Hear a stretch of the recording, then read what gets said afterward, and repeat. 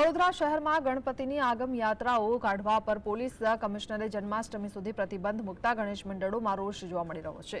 Police અને ગણેશ મંડળો આમને સામને આવી ગયા છે। આગામી 3 દિવસમાં જો ગણેશ આગમન યાત્રા કાઢવા દેવામાં નહીં આવે તો વડોદરા ગણેશ ઉત્સવ સમિતિ દ્વારા ઉગ્ર આંદોલનની ચીમકી ઉચ્ચારવામાં આવી હતી, જેની ગંભીરતાને જોતા પોલીસ કમિશનર સાથે બેઠક કરીને ગણેશજીની સવારીના આયોજનને મંજૂરી આપવામાં આવી છે।